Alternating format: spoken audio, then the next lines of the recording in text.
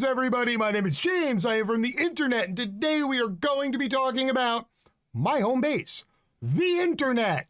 Now, for decades, the internet has been dominated by two spheres of usage, the first being pornography and the second being social media. Now, pornography, sure, the lighting has gotten better and the cameras are 4K, but for the most part, pornography on the internet has not changed in decades. Social media, however, has fully evolved many times over to become the large machine it is today. And worse, as that machine has advanced and encroached further into people's lives and further into people's items, appliances, telephones, computers, and every aspect of their life, it has also grown in its ability to use psychology and behavioral science to influence its users. And other people have taken notice, and for them, it has become an opportunity. So today, what I would like to do is show you the state of social media today and exactly what social media is doing to be less crappy. You ready? Here we go! Neo-Nazis are still on Facebook, and they're making money. Well, this is only mildly surprising, and frankly, the only reason it's that is because I catch so many 30-day suspensions on Facebook that I don't really get to check in on the day-to-day movement and operations of fascist, white nationalist, and neo-Nazi organizations.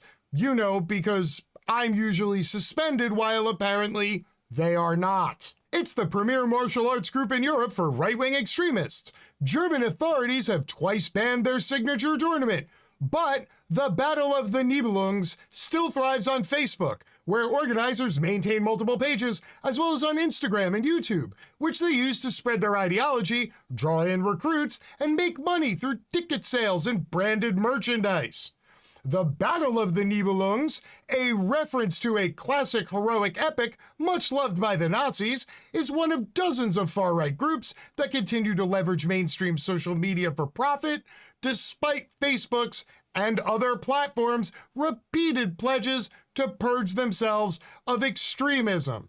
All told, there are at least 54 Facebook profiles belonging to 39 different entities that the German government and civil society groups have flagged as extremist, according to research shared with the Associated Press by the Counter-Extremism Project, a nonprofit policy and advocacy group formed to combat extremism. The groups have nearly 268,000 subscribers on Facebook alone. Now, there are a few things in here I would like to touch upon before we continue. Number one, yes, I'm probably going to mispronounce a couple of Nazi terms in here, but let that show you that I don't spend a whole lot of time discussing Nazi stuff with Nazis and being corrected in my improper use of Nazi terms, so I feel okay about that first one. Number two, I have been led to believe that the German government knows a thing or two about spotting a Nazi, a fascist, a Eurocentric nationalist, a white nationalist. They're pretty good at this sort of thing. So if the German government is pointing this out, maybe, just maybe, social media companies should stop for at least half a second, while they're just letting people spit out tons of hate. And I don't know, listen to the German government who's identified a bunch of neo-Nazi groups that apparently Facebook is just totally cool with. CEP also found 39 related Instagram profiles, 16 Twitter profiles, and 34 YouTube channels, which have gotten over 9.5 million views. Nearly 60% of the profiles were explicitly aimed at making money, displaying prominent links to online shops, or photos promoting merchandise. Click on the big blue View Shop button on the Eric and Sons Facebook page, which sounds like an innocuous neighborhood father and son landscaping combo, and you can buy a t-shirt that says, "My favorite color is white," for $23. Deutsches Warenhaus offers Refugees Not Welcome stickers. for just $3. And the Aryan Brotherhood tube scarves with skull faces for just $7. Yeah, that's right, the Aryan Brotherhood. You can buy their merch off of a Facebook page called Eric and Sons. The Facebook feed for Opus Records promotes new music and merchandise, including True Aggression, Pride and Dignity, and One Family t-shirts. The brand, which stands for One People, One Struggle, also links to its online shop from Twitter and Instagram. For the record, the One People, those would be white Europeans. If you're not directly of full white European descent, well then, you're not one of the ones, you're one of the other ones. The people and organizations in the CEP's dataset are a who's who of Germany's far-right music and combat sports scenes.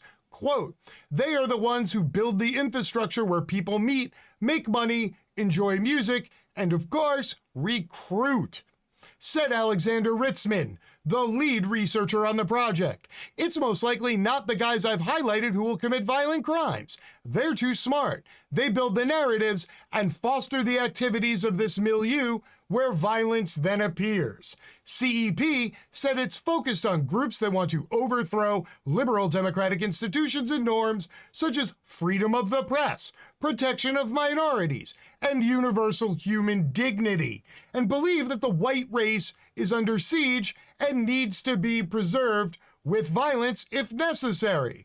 None of this has been banned, but almost all have been described in German intelligence reports as extremist. Now, for those who are unaware, the term the white race is under siege, well, that's now common vernacular even here in the United States of America today. And while the German government views that as neo-Nazi messaging, well, here in the States, we just call that what Tucker Carlson says every single night at 9 p.m. on Fox News when he talks about the Great Replacement Theory, which is the fear that white people have of eventually becoming a minority. And why do white people fear this? Well, because of how they've treated all non-white minorities for the better part of 3,000 years.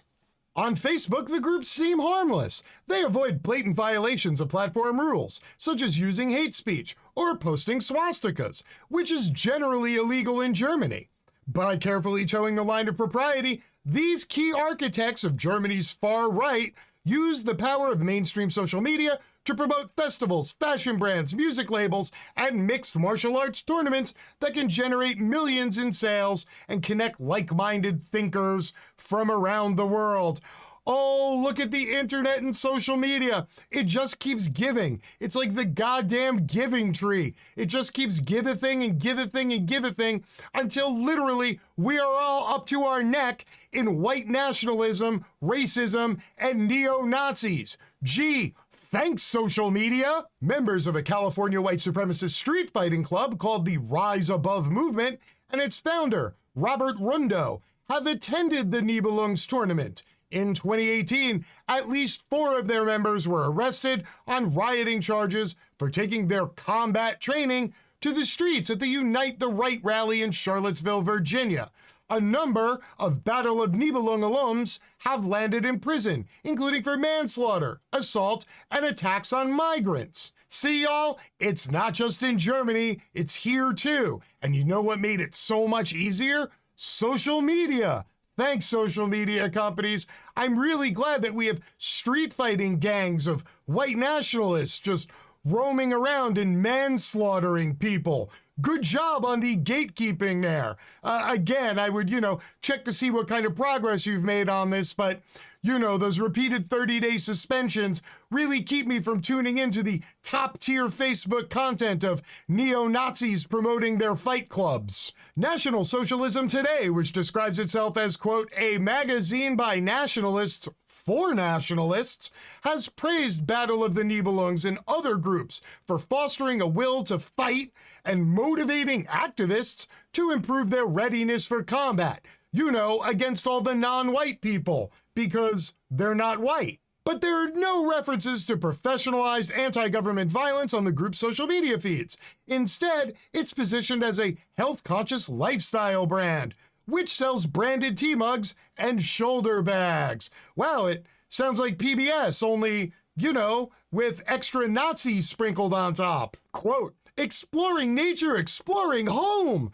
gushes one Facebook post above a photo of a muscle-bound guy on a mountaintop wearing Rhinstand branded sportswear, one of the Nibelung's tournament sponsors. All the men in the photos are pumped and white, and they're portrayed enjoying wholesome activities, such as long runs and alpine treks.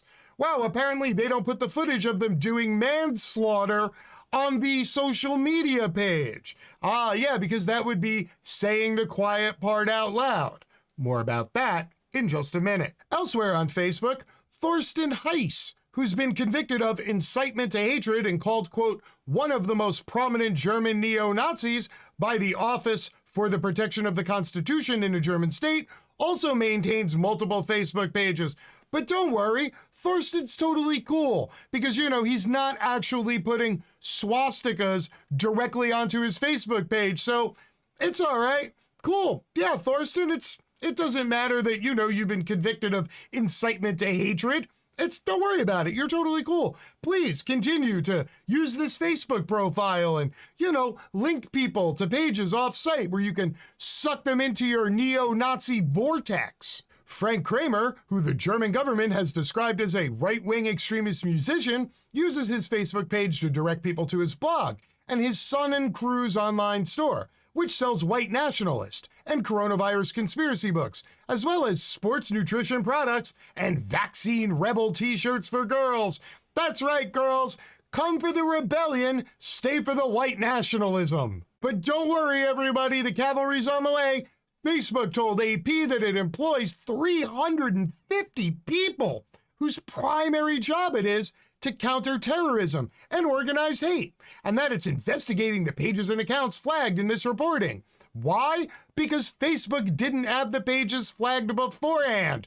That would have required effort or giving a crap as to whether or not there were white nationalists on their platform actively recruiting new members. So what does this mean to you, the average online viewer at home who isn't a white nationalist Nazi shitbag? Well, it means that number one, you have probably been exposed to some of these neo-Nazi chuckle fucks in one way or another and probably don't even realize it.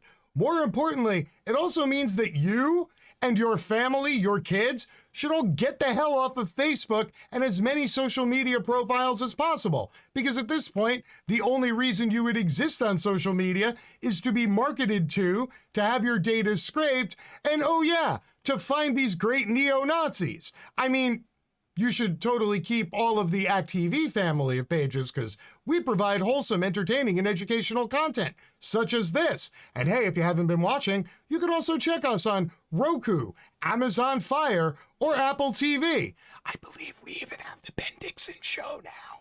But I digress. The more important part of this diatribe is the saying the quiet part out loud thing, and I referenced it earlier. Now, this is where the rubber meets the road and where Facebook, Twitter, and YouTube refuse to take any sort of action. The belief is that unless somebody is being blatant in their delivery and their content, that they're not doing anything hateful. As long as you are not actually yelling the N-word, well then you're not racist. If you're not actively trying to throw handcuffed Jewish people into the back of a boxcar train, well then you aren't actually anti-Semitic, so don't worry about it. Everything's fine. Facebook is only going to, quote, ban the obvious, because if they didn't, it would be bad optics. And other than that, they are more than happy to let everybody sell as much merch as possible on their platform. Why? Because they are a publicly traded company, and the only responsibility they have is a fiduciary one to their board of directors and shareholders. Other than that, everything else is ancillary, and that includes allowing white nationalists, racists, and neo-Nazis to promote themselves to you, your children, and your family, and make a buck while doing it. So push back, people. Start deleting these shitty platforms. And in the little box where it says, why are you leaving our platform? Right? Because you allow racist shitbags to promote here. That's it. End of message. Until next time, My name is James. I am from the internet, and I am out. Peace.